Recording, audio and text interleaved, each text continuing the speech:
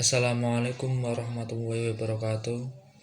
Saya dengan Galih Gumilang dari kelas Manajemen Informatika.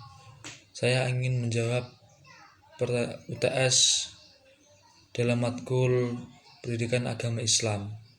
Pertanyaan yang pertama, mengapa manusia harus mesti beragama?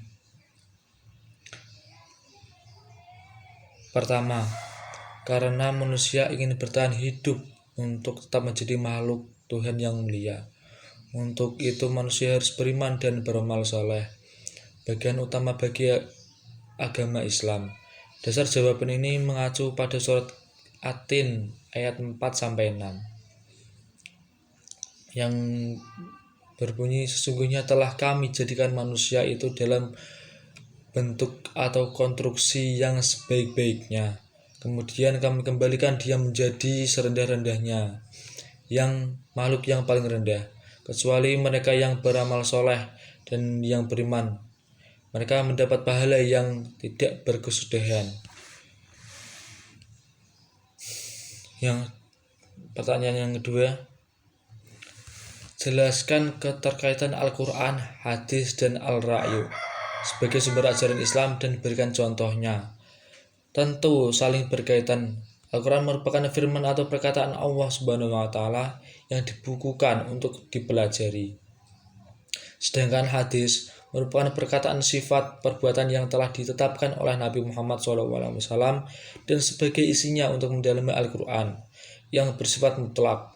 Sementara Al-Ra'yu merupakan cara umat Islam untuk menetapkan hukum dan dari permasalahan yang kontemporer yang belum didapati Al-Quran maupun hadis. Contoh, As-Sunnah berfungsi sebagai penguat hukum yang sudah ada di dalam Al-Quran. Dengan demikian, hukum tersebut mempunyai dua sumber dan terdapat pula dua dalil, yaitu dalil-dalil yang tersebut di dalam Al-Quran dan dalil penguat yang datang dari Rasulullah SAW. Berdasarkan hukum-hukum tersebut, banyak kita dapat perintah dan larangan.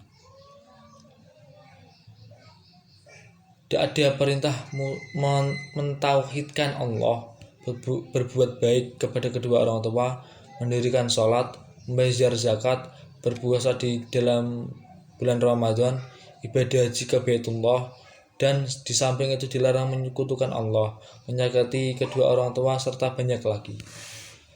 Sementara Al-Ra'yu berasal dari manusia memiliki akal yang mampu berpikir secara komprehensif dengan tetap berpegang teguh ada pada Al-Quran dan hadis sebagai bukti keabsahan hasil Al-Ra'yu.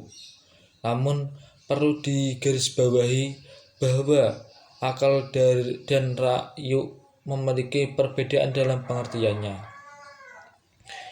Akal adalah subjek atau alat atau pelaku yang melakukan pemikiran, sedangkan ra'yu adalah suatu hasil atau objek dari proses pemikiran yang bertujuan untuk mencari kebenaran atau solusi dari suatu hukum yang tidak ada di dalam Al-Quran dan hadis. Pertanyaan yang ketiga, jelaskan keterkaitan akidah, syariah, dan akhlak dalam setiap perbuatan manusia dan berikan contohnya. Bagi agama Islam, akidah adalah sistem kepercayaan yang bermuatan alaman-alaman dasar keyakinan yang menggambarkan sumber dan hakikat keberadaan agama Islam. Syariah sebagai sistem nilai berisi peraturan yang menggambarkan fungsi agama Islam, dan akhlak sebagai sistematika menggambarkan arah dan tujuan yang hendak dicapai agama Islam. Akidah, syariah, dan akhlak bagaikan suatu pohon, di mana akidah merupakan akar, syariah merupakan batang, dan akhlak merupakan dedaunan. Syariah dan akhlak akan tumbang tanpa adanya akidah yang mengakarinya. Akidah mendasari syariah, dan syariah tanpa akhlak akan menjadi kezaliman.